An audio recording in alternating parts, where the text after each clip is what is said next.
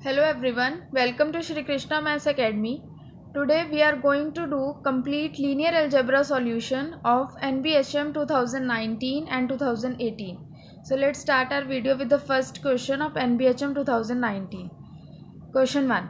Let V is equals to x, y, z, t belongs to R4, x plus y minus z is equals to 0 and x plus y plus t is equals to 0. Write down the basis for V orthogonal. तो हमें यहाँ पे V एक vector space given है, हमें उसके V orthogonal complement के लिए क्या निकालने हैं, बेसिस निकालने हैं। तो सबसे पहले हम यहाँ से देखते हैं, हमें दो कंडीशंस गिवन है। इन दो कंडीशंस का यूज़ करके हम यहाँ से कह सकते हैं t किसके इक्वल आएगा, माइनस जेड के, और z की वैल्यू क्या आएगी इस इक्वेशन से, x प्लस वाई। तो t क्या आ गया हमारे पास, और t क्या आएगा यहाँ से, माइनस एक्स माइनस वाई। तो हम अपने v को, हर v के जो एलिमेंट्स है उसको किस फॉर्म में लिख सकते हैं, x और y as it is. z की जगह हम लिख सकते हैं x प्लस वाई, t की जगह हम क्या लिख सकते हैं, minus x minus y, and x y belongs to r। और अगर मैं यहाँ से x कॉमन लूँ तो इस फॉर्म में लिखेंगे इसे। यानी कि जो हमारे पास v है वेक्टर स्पेस, वो हमारे पास इन दो वेक्टर से क्या हो रहा है, स्पैन हो रहा है। और हम देखें तो हमारे पास जो v था हमारा वेक्टर स्पेस, उसकी डायमेंशन कितनी है, टोटल हमारे पास कितनी है 4, और उस पर 2 रिस्ट्रिक्शन इम्पोज है, यानी कि हमारे पास v की डायमेंशन कितनी होगी 2। यानी अब हमें पता है डायमेंशन हमें क्या बताती है, number of elements in its basis set, यानी कि इसके बेसिस सेट में 2 एलिमेंट होंगे, और ये 2 एलिमेंट्स हमें यहाँ से पता है, और ये 2 एलिमेंट्स इस वेक्टर स्पेस को स्पैन भी कर रहे हैं। तो हमें ये पता लग गया कि हमारा जो वी स्पेस है वो इन 2 वेक्टर से जनरेट हो रहा है। अब हमें बात तो बेसिस की किसकी करनी है, वी ऑर्थोगोनल कॉम्प्लीमेंट के बेसिस की निकालनी है। तो जो इसकी डिफाइन लगाएं हम, इसकी डिफाइन क्या कहती है कि हमें R4 के, यानी कि वेक्टर स्पेस से ही R4 जो बोल रहा है हमें, वो एलिमेंट उठाने हैं such that x y z t का इनर प्रोडक्ट विद v क्या होना चाहिए, 0। अब v क्या है, ये हमारे पास v जो है हमारे पास ये सारे जिस भी वेक्टर स्पेस का हम ऑर्थोगोनल कॉम्प्लीमेंट ले रहे हैं उसके एलिमेंट्स हैं।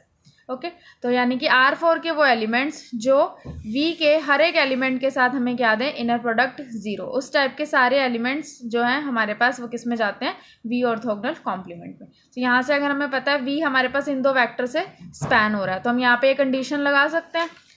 तो फर्स्ट वाली कंडीशन लगाई हमने फर्स्ट वेक्टर लेके, फिर सेकंड वेक्टर लेके, तो हमारे पास क्या इक्वेशन आई यहाँ से, x plus z minus t is equals to 0 and y plus z minus t is equals to 0। अब इन 2 इक्वेशन से हम कह सकते हैं x और y इक्वल है, और t की वैल्यू क्या ले सकते हैं, x प्लस जेड। अब हमारे पास v ऑर्थोगोनल कॉम्प्लीमेंट की डायमेंशन क्या होगी, है तो ये भी एक वेक्टर स्पेस, तो इसकी डायमेंशन क्या होगी, हमारे पास 4 टोटल वेरिएबल्स हैं और इसके ऊपर 2 कंडीशंस इम्पोज हो गई हैं। तो यानी कि हमारे पास क्या होगी, इसकी डायमेंशन क्या होगी, वी ऑर्थोगोनल कॉम्प्लीमेंट की 2।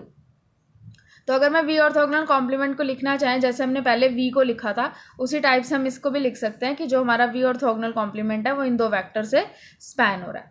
अब जो इसकी बेसिस है, क्वेश्चन में हमसे क्या पूछा था कि हमें बेसिस बतानी है वी ऑर्थोगोनल कॉम्प्लीमेंट की। ओके, तो बेसिस जो होंगी हमारे पास वो क्या होंगी, बेसिस जो होंगी वो हमारे पास होंगी एनी 2 LI वेक्टर्स जो इस कंडीशन को सेटिस्फाई करे, जो हमारे पास कंडीशन आई थी x x z and x plus Z. यानी अगर मैं कोई भी LI वेक्टर्स लूँ जो इस फॉर्म के हों, वो क्या करेंगे, वी ऑर्थोगोनल कॉम्प्लीमेंट के बेसिस फॉर्म करेंगे। जैसे अभी हमने ये 2 वेक्टर्स निकाले, ये भी क्या है, दोनों के दोनों LI हैं। LI आप इजीली चेक कर सकते हो, दोनों LI हैं और क्या कर रहे हैं, हमारे पास इस कंडीशन को सेटिस्फाई भी कर रहे हैं। तो इस टाइप से भी हो सकते हैं, या हम इस टाइप से भी ले सकते हैं 1 1 0 1, और यहाँ पे हम क्या ले लें 1 1 माइनस 1 0। इस टाइप से आप कोई भी वेक्टर्स बना सकते हो, बस वो कैसे होने चाहिए, हमारे पास 2 LI वेक्टर्स होने चाहिए और इस कंडीशन को सेटिस्फाई करने चाहिए। तो हमारे पास बेसिस जो है वी ऑर्थोगोनल कॉम्प्लीमेंट की, वो आप ये ऐसे भी लिख सकते हो या ऐसे भी लिख सकते हो। Let's do the next question, question 2। Let x naught belongs to R cube with a column vector such that x naught is equals to 1 1 1। x naught की वैल्यू हमें गिवन है। Let v is equals to m3r, यानी v में हमारे पास जो है elements हैं a m3r से, such that a x naught is equals to 0। What is the dimension of v, हमें इस v की डायमेंशन फाइंड करनी है। अब हमें वो क्या कह रहा है, ए हमें कोई भी मैट्रिक्स लेनी है 3x3 की विद रियल एंट्रीज। तो मैंने जनरल मैट्रिक्स लिख लिया है, ABCDEFGHI 3x3 की मैट्रिक्स है, और ये कंडीशन सेटिस्फाई कर रही है AX not is equals to 0। यहाँ से अगर मैं कंडीशन बनाऊँ तो यहाँ से मेरे पास 3 इक्वेशंस निकल के आ रही हैं, ठीक है। तो अब मुझे क्या करना है, इस वी की डायमेंशन बतानी है। अब वी में हमारे पास 3x3 की मैट्रिसेस आ रही हैं। अब ये 3x3 की मैट्रिसेस जो हैं, ये सेट जो है डायमेंशन ऑफ M3R 3x3 की मैट्रिसेस हैं विद रियल एंट्रीज, तो इसकी डायमेंशन हमारे पास कितनी होती है 9। और वी की डायमेंशन कितनी होगी हमारे पास, टोटल हमारे पास थे 9 वेरिएबल्स, इसमें से ये 3 कंडीशन की वजह से हमारे पास 3 वेरिएबल्स की वैल्यू बाकी वेरिएबल्स की टर्म्स में आ जाएंगी। तो अगर हम 3 इसमें से माइनस कर दें तो हमारे पास की डायमेंशन कितनी आ जाएगी 6। तो वी जो ये वेक्टर स्पेस डिफाइन था, इस वी की हमारे पास डायमेंशन कितनी आ गई 6। Let's do the next question. Question 3, let A is equals to 19, 2019, 2019 और 1। ये हमारे पास 2x2 की एक सिमेट्रिक मैट्रिक्स गिवन है। Which of the following statements are true? The matrix A is diagonalizable over R. There exist bases of R square consisting of eigenvectors W1, W2 of the matrix A such that W1 orthogonal W1 transpose W2 is equals to 0. C क्या कह रहा है? There exists matrix B belongs to GL to R such that B cube is equals to A. Okay तो अब सबसे पहले हम देखते हैं हमारे पास जो मैट्रिक्स ए गिवन है वो कैसी मैट्रिक्स है, सिमेट्रिक मैट्रिक्स। और हमें पता है हर सिमेट्रिक मैट्रिक्स कैसी होती है, डायगोनाइजेबल होती है ओवर आर। तो फर्स्ट ऑप्शन यहाँ से ट्रू हो जाएगा, ठीक है। और जो सेकंड में वो किसकी बात कर रहा है, आइगन वेक्टर्स की। अब हमें पता है जो सिमेट्रिक मैट्रिक्स होते हैं उसके आइगन वेक्टर्स कैसे होते हैं, ऑर्थोगोनल होते हैं, corresponding two distinct eigen values. तो हमेशा हमारे पास इस टाइप के आइगन वेक्टर्स एग्जिस्ट करेंगे जो इस कंडीशन को होल्ड करें। ये कंडीशन हमारे पास किसकी है, ऑर्थोगोनैलिटी की कंडीशन है। तो हमेशा जो उसके आइगन वेक्टर्स हैं वो आपस में कैसे होंगे, ऑर्थोगोनल होंगे, ठीक। तो ये वाला यहाँ से ट्रू हो जाएगा। सी में वो क्या कह रहा है कि हमारे पास एक ऐसी मैट्रिक्स बी एग्जिस्ट करे, इन्वर्टिबल मैट्रिक्स है GL2R से। ये हमारे पास 2x2 मैट्रिसेस का सेट होता है, इन्वर्टिबल मैट्रिसेस का, such that B cube is equals to A. इसके लिए हम एक रिजल्ट यूज़ करेंगे। क्या कहता है हमें रिजल्ट, कि अगर मैं A belongs to MNR n greater than equal to 2 is symmetric, कोई सिमेट्रिक मैट्रिक्स लें, then there exist a symmetric matrix B। हमेशा एक सिमेट्रिक मैट्रिक्स B एग्जिस्ट करती है such that B cube is equals to A आता है हमारे पास। ये हम कैसे कह सकते हैं, अब हमारे पास हमें पता है कि मैट्रिक्स A कैसी है, डायगोनाइजेबल है। मैट्रिक्स ए हमारे पास कैसी है, डायगोनाइजेबल मैट्रिक्स है। तो हमें पता है हम हर एक डायगोनाइजेबल मैट्रिक्स को किस फॉर्म में लिख सकते हैं, कि अगर मैट्रिक्स डायगोनाइजेबल होती है तो एक इन्वर्टिबल मैट्रिक्स एग्जिस्ट करती है, invertible matrix P such that P inverse AP is equals to D होता है हमारे पास, where D is a diagonal matrix. Okay तो अगर मैं यहाँ से A को लिखूँ तो कैसे लिख सकते हैं, A हमारे पास किसके इक्वल आ जाएगा, PD इनवर्स। प्री और पोस्ट मल्टीप्लाई करवा देंगे, pre multiply by P and post multiply by P inverse. तो A की वैल्यू हमारे पास इस फॉर्म की आ जाती है। और ये हमें पता है कि अगर A इस फॉर्म का हो तो A की पावर n जो है वो PD to the power n P inverse होती है for all n belongs to natural numbers. Okay तो यहाँ से इसका यूज़ करेंगे। अब वो क्या कह रहा है कि हमारे पास एक मैट्रिक्स B एग्जिस्ट करेगी such that B cube is equals to A। अब अगर हमारे पास एक मैट्रिक्स है वो कैसी है, डायगोनाइजेबल है, ठीक। तो अगर ये मैट्रिक्स डायगोनाइजेबल है तो हम इसके आइगन वैल्यूज़ और आइगन वेक्टर्स बता सकते हैं। अब हमें पता है जो मैट्रिक्स D बनती है वो उसके जो डायगोनल है उसके डायगोनल में क्या आती हैं, A की आइगन वैल्यूज़ आती हैं। और जो P मैट्रिक्स होती हैं उसमें उसके कॉरस्पॉन्डिंग कॉलम्स जो होते हैं वो हमारे पास आइगन वेक्टर्स को डिनोट करते हैं A के, ठीक है। तो अगर हमारे पास D भी पता है, हमें P भी पता है, तो हम इस टाइप से एक मैट्रिक्स डिफाइन कर सकते हैं, एक मैट्रिक्स B डिफाइन कर सकते हैं which is P D to the power 1/3 P inverse. Okay क्योंकि D जो है वो हमारे पास क्या आएंगी, उसके कॉलम में हमारे पास क्या आएंगी, A की आइगन वैल्यूज़ आएंगी। तो हम एक मैट्रिक्स इस तरह से हमेशा डिफाइन कर सकते हैं, क्योंकि क्यूब रूट जो है हमारे पास हर एक रियल नंबर का एग्जिस्ट होता है, ठीक है। तो B अगर हमारे पास ये आ गया तो अब यहाँ से मैं यही कर रही हूँ, यही चीज़ यूज़ कर रही हूँ, इसकी पावर n यानी कि 3 रेज कर रही हूँ। तो किसकी इक्वल आ जाएगा, PD इनवर्स। ओके और ये PD इनवर्स की वैल्यू क्या है, A। तो हमारे पास किसकी इक्वल आ गया, B cube is equals to A। Okay तो यहाँ से आप कह सकते हो कि हमेशा एक मैट्रिक्स एग्जिस्ट करेगी सच दैट B क्यूब जो है वो हमारे पास A के इक्वल आएगा बाय दिस रिजल्ट। तो इसके हमारे पास तीनों ऑप्शन ठीक हो जाएंगे, A, B and C। Let's do the next question. Question 4. Let A be a M cross n matrix with real entries. Which of the following are true? हमें एक matrix दी हुई है M cross n की, हमें पूछा है कौन सी conditions में से ट्रू है। R is here rank। R of A transpose A is less than equal to RA. Rank of A transpose A is equal to rank of A. Rank of A transpose A is greater than rank of A. अब हम इसमें एक result use करेंगे. हमारे पास A अगर कोई matrix हो तो ये हमारे पास रिजल्ट होता है rank of A transpose, rank of A transpose A और रैंक ऑफ ए ट्रांसपोज, चारों के चारों हमारे पास इक्वल होते हैं. ठीक है, तो हम जस्ट इस रिजल्ट का यूज़ करके आप इजीली बता सकते हो. बी में तो हमें साफ ही दिख रहा है इक्वलिटी है, सी में ग्रेटर बोल रहा है, ए भी फुलफिल हो जाएगा क्योंकि इसमें भी हमारे पास इक्वलिटी दी हुई है. तो इसका आंसर बनेगा option A and B direct by using this result. Let's do the next question. Now we are going to do NBHM 2018 question. First question is, let W belongs to M3R, A transpose is equals to minus A and summation A1J, J varies from 1 to 3 is equals to 0. Write down the basis for W. हमें W के लिए basis लिखनी है, क्या आएंगी. Okay, तब हम यहाँ से देखें तो W में हमारे पास 3x3 की कैसी मैट्रिसेस आ रही हैं जिनका ट्रांसपोज करने पे माइनस ए आए. मतलब हमारे पास यहाँ पे किस टाइप की मैट्रिसेस आ रही हैं, यहाँ पे स्क्यू सिमेट्रिक मैट्रिसेस. ये हमें यहाँ से पता लग रहा है कि ये मैट्रिसेस किस टाइप की हैं, स्क्यू सिमेट्रिक मैट्रिक्स है. ओके, तो अब हमारे पास वैसे तक फॉर्मूला होता है dimension of skew symmetric matrices या dimension of set of skew symmetric matrices of order n cross n. इतनी डायमेंशन होती है n इंटू n-1/2. ओके, ठीक है. तो अब यहाँ से वैसे तो स्क्यू सिमेट्री की यही डिफाइन लगा के हम बता सकते हैं कि इसके बेसिस सेट में हमारे पास कितने एलिमेंट्स आएंगे. बस इसमें इसने एक एक्स्ट्रा कंडीशन भी दे दिया हमें.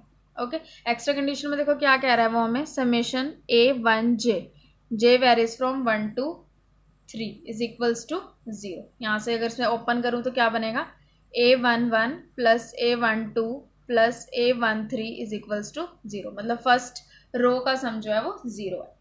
ओके, तो अब हमें वैसे इसकी बेसिस लिखनी है कि बेसिस क्या बनेगी. अब हमें पता है स्क्यू सिमेट्रिक जो मैट्रिक्स होती है उसके डायगोनल में क्या आते हैं, 0. स्क्यू सिमेट्रिक मैट्रिक्स के डायगोनल एलिमेंट्स क्या होते हैं, 0 होते हैं. और अगर मैं एक जनरल स्क्यू सिमेट्रिक मैट्रिक्स लिखूँ तो मैं इस टाइप से लिखूँगी A12 A13, तो इधर इसके नेगेटिव आएंगे, माइनस A12 माइनस A13. यहाँ अगर मैं लिख रही हूँ A23 तो यहाँ आएगा माइनस ऑफ A23. इस टाइप से लिखेंगे. जर्नल मैंने लिखी है ये स्क्यू सिमेट्रिक मैट्रिक्स. ओके, अब वो क्या बोल रहा है, अब ये कंडीशन भी लगाते हैं हम यहाँ पे. A11 तो 0 ही है हमारे पास, A12 प्लस A13 भी क्या है, 0 अकॉर्डिंग टू गिवन कंडीशन. तो हमारे पास A13 की वैल्यू क्या आ गई यहाँ से, माइनस ऑफ A12. अब हम अपने इसमें पुट करते हैं, क्या बना ये हमारे पास, 0 A12 माइनस A12 और यहाँ पे minus A12 A12 0 A23 minus A23 और नेक्स्ट एंट्री है 0. ओके, अब हमारे पास ये मैट्रिक्स बन गई है जो हमारे W को सेटिस्फाई करती है. अब हमने इसकी बेसिस लिखनी है. बेसिस किस टाइप से लिखते हैं हम, बेसिस लिखने के लिए जस्ट हमने क्या करना है, इसको इस फॉर्म में लिख सकते हैं. जैसे हम यहाँ पे से A12 कॉमन लेंगे तो हमारे पास क्या बनेगा, मैं यहाँ से A12 कॉमन लेती हूँ तो क्या बनेगा, इस मैट्रिक्स से लिखेंगे हम A12 0 1 -1 -1 यहाँ पे 1 0 0 0 0 प्लस A23 में क्या बनेंगी हमारे पास 0 0 0 0 0 1 0 -1 0. ठीक है, तो यानी कि हमारे पास जो W है वो हमारे पास इस कंडीशन को सेटिस्फाई कर रहा है. तो अगर मुझे बेसिस लिखनी है W की तो बेसिस क्या बनेगी, अब इसके जो हमारे पास W सेट होगा, इसके बेसिस सेट में हमारे पास कितने एलिमेंट्स आएंगे. सबसे पहली बात आप इसकी डायमेंशन निकाल सकते हो. डायमेंशन इसके पास हमारी 2 आएगी क्योंकि हमारे पास 2 ही यहाँ पे क्या बन रहे हैं, हमारे पास 2 ही वेरिएबल्स हैं. ठीक है, तो डायमेंशन 2 आएगी. तो हम यहाँ से अगर इसकी बेसिस लिखना चाहें तो इसके बेसिस में हमारे पास ये 2 वेक्टर्स आएंगे, 0 1 -1 -1 1 0 0 0 0 और सेकेंड वेक्टर क्या बना हमारे पास 0 0 0 0 0 1 0 -1 0. तो ये हमारे पास क्या बन गई, this forms the basis of W। तो हमारे पास बेसिस सेट जो है W का वो इस फॉर्म का बनेगा। Okay, let's do the next question. Question 2, let A belongs to M5C be such that A square minus I whole square is equals to 0. Assume that A is not a diagonal matrix. Which of the following statements are true? अब हमें एक matrix दी हुई है A 5x5 की, ये condition satisfy करती है और वो कह रहा है कि डायगोनल मैट्रिक्स नहीं है। तो इसमें से हमें क्या पता लगता है कि A डायगोनाइजेबल होगी, नॉट डायगोनाइजेबल, या no conclusion can be drawn about the diagonalizability of A। Okay, अब A हमारे पास 5x5 की मैट्रिक्स है, ये कंडीशन सेटिस्फाई कर रही है। अगर यहाँ से मैं इसके आइगन वैल्यूज़ निकालना चाहूँ तो मेरे पास क्या आएंगी, A की आइगन वैल्यूज़, x जो है मेरे पास क्या आएगा, +-1 +-1, यानी कि जो A की आइगन वैल्यूज़ हैं वो किस फॉर्म की आएंगी, 1 और -1 की फॉर्म की। पर हम यहाँ से देखें तो 4 ऑर्डर का दिया हुआ है हमें, 4 डिग्री का पॉलिनोमियल है और हमारे पास मैट्रिक्स 5 ऑर्डर की है। तो या तो अब इसमें क्या होगा, अगर मैं इसको फैक्टर की फॉर्म में लिखूं तो ये इस टाइप से बन रहा है x-1² इंटू x+1²। तो जो करेक्टरिस्टिक पॉलिनोमियल होगा हमारे पास A का, वो या तो क्या होगा कि ये हो सकता है कि इसकी 1 आइगन वैल्यू की 3 मल्टीप्लिसिटी हो जाए और -1 की 2 ही हो जाए, यानी x-1 का क्यूब x+1 का स्क्वायर इस फॉर्म का, या फिर इसकी 3 हो जाए और इसकी 1 हो जाए, इसकी 2 ही रहे, x+1 का क्यूब। तो करेक्टरिस्टिक पॉलिनोमियल इस फॉर्म का हो सकता है। ठीक है, अब डायगोनाइजेबिलिटी की बात करनी है तो हम डायरेक्ट इसका मिनिमल पॉलिनोमियल देख लेंगे। अब मिनिमल पॉलिनोमियल हमें पता है ऑलवेज डिवाइड करता है करेक्टरिस्टिक पॉलिनोमियल को। ओके, तो मिनिमल पॉलिनोमियल जो भी होगा, मान लो कि मैं फर्स्ट केस ले रही हूँ कि करेक्टरिस्टिक पॉलिनोमियल उसका इस फॉर्म का है, x-1³ इंटू x+1²। तो अब जिसका मिनिमल पॉलिनोमियल होगा वो इसको क्या करेगा, हमेशा डिवाइड करेगा। तो अगर मिनिमल पॉलिनोमियल इसको डिवाइड करेगा तो क्या क्या केसेस हो सकते हैं। अगर हमारे पास मिनिमल पॉलिनोमियल इस फॉर्म का हो गया, मीन्स अगर मिनिमल पॉलिनोमियल में क्या आ गया, हमारे पास लीनियर फैक्टर्स आ गए, तो ऑब्वियसली हमारा A कैसा हो जाएगा, डायगोनाइजेबल। ओके, और अगर मिनिमल पॉलिनोमियल x-1² x+1 या और किसी टाइप x-1 इंटू x+1 का स्क्वायर, इस टाइप से किसी भी टाइप से हो गया, तो मिनिमल पॉलिनोमियल में लीनियर फैक्टर्स नहीं आए, तो इसका मतलब क्या हो गया, हमारे पास A जो है वो not diagonalisable.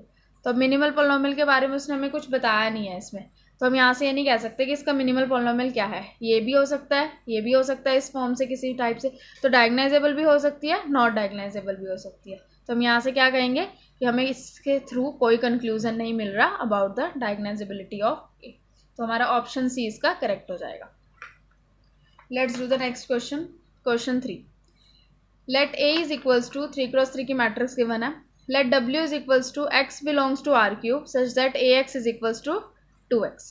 Construct a linear functional phi on R³ such that phi at x0 is equals to 1 where x0 is equals to 1 2 3, x0 transpose is equals to 1 2 3 and phi x is equals to 0 for all x belongs to W। हमें इसमें एक linear function construct करना है on R³, means हमें 3 variable का एक linear function construct करना है।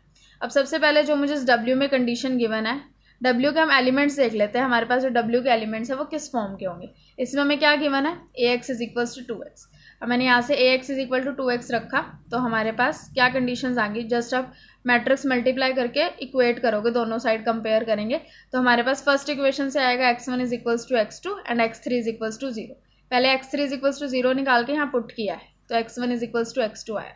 यानी हमारे पास जो W है उसके एलिमेंट्स या बेसिस जो है वो किस फॉर्म के होंगे, x1 x2 और x1 इक्वल ही, और x3 क्या है 0, यानी कि 1 1 0 इस फॉर्म का होगा। ओके, तो अब हमने जो फाई कंस्ट्रक्ट करना है, इन जनरल मैंने यहाँ पे फाई कंसिडर कर लिया 3 फंक्शन का, phi of x1 x2 x3 ax1 plus bx2 plus cx3 in general construct किया।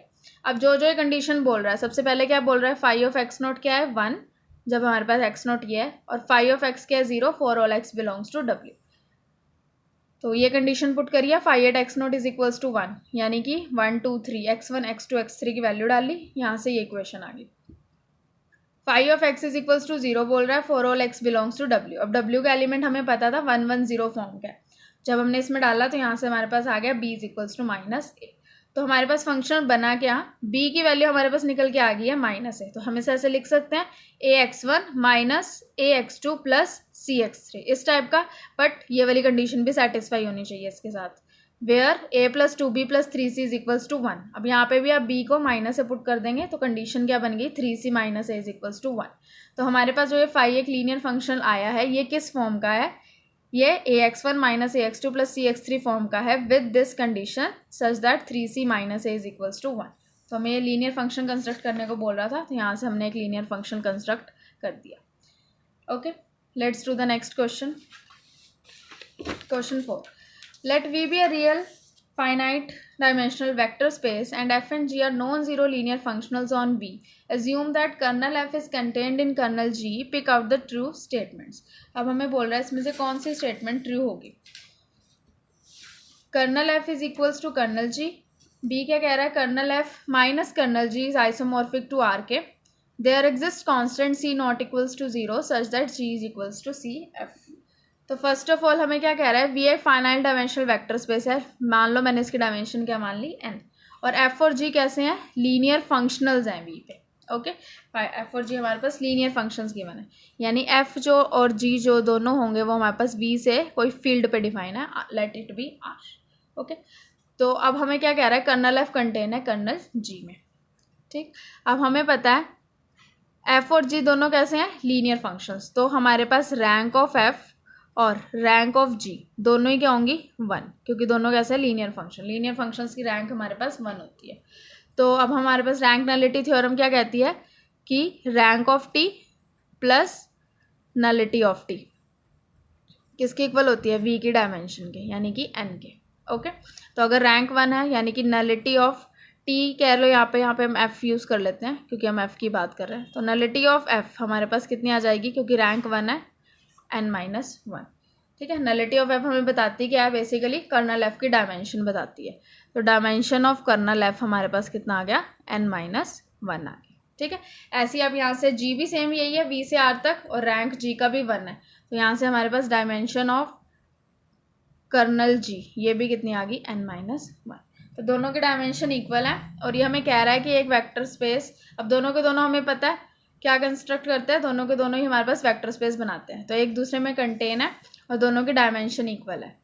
जैसे कि हमारे पास एक थ्योरम होती है कि अगर W और V दो वेक्टर स्पेस है such that W is contained in V and dimension जो है वो W की किसके इक्वल है, डायमेंशन ऑफ V के, दिस इम्प्लाइज हमारे पास वो वेक्टर स्पेस आपस में इक्वल हो जाते हैं। ठीक है, तो सेम यही चीज़ हम यहाँ पे लगाएं, इनकी डायमेंशन इक्वल है और एक दूसरे में कंटेन है, इट मीन्स हम क्या कहेंगे, kernel f is equals to kernel g। तो कर्नल f हमारे पास किसके इक्वल आ गया, कर्नल g के, तो फर्स्ट ऑप्शन करेक्ट। अब सेकंड में क्या कर रहा है, कर्नल f में से कर्नल g, अब दोनों तो इक्वल ही हैं, तो हमारे पास kernel f minus kernel g, इसमें हमारे पास क्या आएगा, जस्ट एक जीरो सब स्पेस, वो तो आइसोमॉर्फिक नहीं है हमारे पास आर के, तो सेकेंड ऑप्शन आप यहाँ से इजीली डिस्कार्ड कर सकते हो यूजिंग फर्स्ट।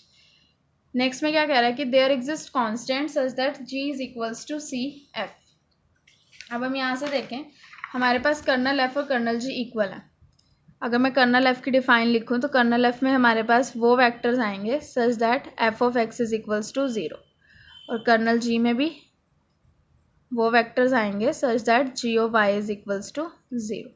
ओके, तो अब ये दोनों सेट्स अगर इक्वल हैं it means x is equals to हर एक एलिमेंट, अगर कर्नल f और कर्नल g इक्वल है इसका मतलब every element of kernel f is equals to every element of colonel g, यानी कि हमारे पास सारे एलिमेंट्स जो हैं कर्नल f और कर्नल g के इक्वल हैं। तो अगर हमारे पास सारे एलिमेंट्स कर्नल f और कर्नल g के इक्वल हैं, तो अगर हमारे पास कोई ऐसे दो लीनियर फंक्शंस हों, या हम ये भी कह सकते हैं यहाँ से कि जब हमारे पास दो स्पेस यानी कि जब इनके दोनों कर्नल इक्वल होंगे, हर एक वेक्टर इक्वल होगा, इट मीन्स जिस लीनियर फंक्शन से वो दोनों बने हैं वो लीनियर फंक्शंस कैसे होते हैं, हमेशा LD होते हैं। यानी कि अगर हमारे पास कर्नल f और कर्नल g इक्वल है, या हम कह सकते हैं इसका हर एक वेक्टर इक्वल है, इसका मतलब जो जिस हमारे पास लीनियर फंक्शंस कौन से हैं इसके कॉरस्पॉन्डिंग f और g, तो f और g कैसे होंगे, दोनों LD होंगे। LD का मतलब क्या हो गया कि हम g को लिख सकते हैं CF की फॉर्म में for some non zero c। तो थर्ड ऑप्शन में यही कह रहा था, कि there exist constant such that G is equals to C F. तो इसका आंसर बना हमारे पास option A and C. Let's do the last question, question 5। Which of the following statements are true. First क्या कह रहा है, there exist M belongs to M and R such that A x inner product of ax with x is equals to 0 for all x belongs to Rn then a is equals to 0। B में क्या कह रहा है, there if m belongs to m and c such that inner product of ax with x is equals to 0 for all x belongs to cn then a is equals to 0। if a belongs to m and c such that inner product of ax with x is greater than equal to 0 then a is equals to a star। अभी जो first option में कह रहा है कि ए x की inner product x के साथ 0 है, तो क्या ए को 0 होना पड़ेगा। तो हम फर्स्ट वाला जो ऑप्शन है इसे इजीली डिस्कार्ड कर सकते हैं। अगर आप ए को इसमें हम इजीली डिस्कार्ड कर सकते हैं, ए को हम ये कंसिडर कर लें 0 -1 1 0 और एक्स जो है वो हमारे पास कोई वेक्टर है x1 x2 टाइप। ओके, तो यहाँ से अगर मैं पुट करूँ inner product of A x with x तो किस फॉर्म का बनेगा ये हमारे पास 0 -1 1 0 x1 x2, ये x ट्रांसपोज कंसिडर कर लेते हैं और इसके साथ क्या आ जाएगा x1 x2। ये इनर प्रोडक्ट क्या है मेरे पास 0। यहाँ से क्या बन गया हमारे पास -x2 और यहाँ पे क्या बन गया x1। इसको कैसे कर लेंगे -x2 x1 plus x1 x2, तो ये हमारे पास क्या बन रहा है 0, यानी कि ये कंडीशन सेटिस्फाई हो रही है ना, ए एक्स और एक्स की हमारे पास 0 आ रही है, बट हमने ए जो था वो कैसा कंसिडर करा है नॉन जीरो। तो हमारे पास नॉन जीरो ए के लिए भी ये कंडीशन सेटिस्फाई है, तो हम ये तो नहीं कह सकते यहाँ से कि ए जो है वो हमारे पास कैसा आएगा 0। ठीक, तो फर्स्ट ऑप्शन यहाँ से फेल हो गया। सेकंड में क्या कह रहा है कि अब ए जो है वो मुझे कैसा लेना है कॉम्प्लेक्स एंट्रीज हों जिसकी। अब ए की हम अगर विद कॉम्प्लेक्स एंट्रीज लेंगे, अब हमें पता है कि जो मैट्रिक्स ए होती है अगर वो किससे हो कॉम्प्लेक्स से, कॉम्प्लेक्स एंट्रीज हो हमारे पास मैट्रिक्स ए में, तो हम उस मैट्रिक्स को ए के पास अगर हमारे पास कॉम्प्लेक्स एंट्रीज हैं तो हम ए मैट्रिक्स को बी प्लस आयटा सी इस फॉर्म का लिख सकते हैं, जहाँ पे हमारे पास बी और सी कैसी होती है are self adjoint matrices.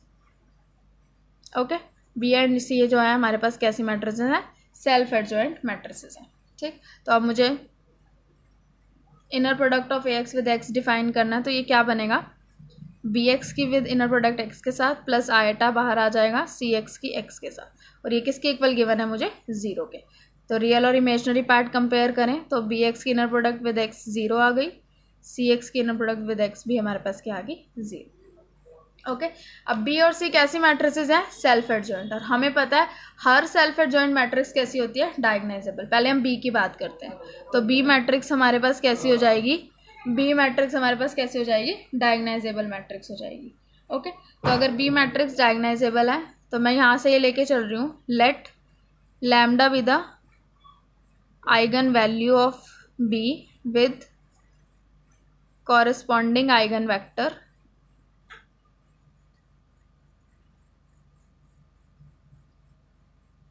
You. Okay, तो मैं क्या लिख सकती हूँ B u is equals to, या एक्स ले रहे हैं एक्स ही ले लेते हैं corresponding eigenvector x, B x is equals to lambda x type. ठीक है, तो यहाँ से हमारे पास क्या कंडीशन बन गई B x with x, it means lambda x with x is equals to 0। तो हमारे पास लैम्डा अगर मैं बाहर ले लूँ x with x is equals to 0, तो यहाँ से हमारे पास क्या आ गया lambda is equals to 0। Okay, तो यहाँ से अगर हम कह रहे हैं कि लैम्डा हमारे पास 0 है, इट मीन्स जो आइगन वैल्यू कंसिडर करी थी हमने बी की वो क्या है 0, यानी कि हमारे पास eigenvalues of B are 0, यानी कि आइगन वैल्यू जो बी की है वो सारी की सारी क्या है 0। अब 0 आइगन वैल्यूज हमारे पास किस टाइप की मैट्रिसेस की होती हैं निलपोटेंट मैट्रिसेस की, सारी आइगन वैल्यू 0 है, इसका मतलब बी जो है वो निलपोटेंट मैट्रिक्स है। ओके, अब निलपोटेंट मैट्रिक्स है और वो क्या बोल रहा है बी है भी कैसी डायगोनाइजेबल। अब निलपोटेंट है और डायगोनाइजेबल भी है, तो ये तो सिर्फ कभी पॉसिबल हो सकता है जब बी हमारे पास क्या हो 0। ठीक है, क्योंकि हर निलपोटेंट मैट्रिक्स हमारे पास डायगोनाइजेबल नहीं होती। 0 हमारे पास जो मैट्रिक्स होती है वो निलपोटेंट भी है और डायगोनाइजेबल भी है, तो यहाँ से हमारे पास आ गया बी 0।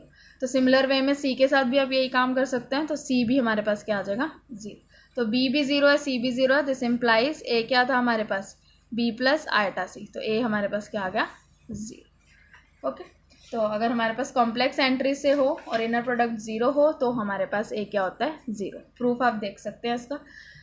तो सी में क्या कह रहा है ये हमारे पास, ये हमारे पास इनर प्रोडक्ट की डिफाइन होती है कि अगर ये कंडीशन हो तो हमारे पास ए और ए स्टार इक्वल होते हैं, या आप इनर प्रोडक्ट की डिफाइन से डिड्यूस कर सकते हो। सो हमारे पास ऑप्शन सी भी इसका करेक्ट है। तो इसके आंसर्स बने हमारे पास option B and option C. Thank you everyone.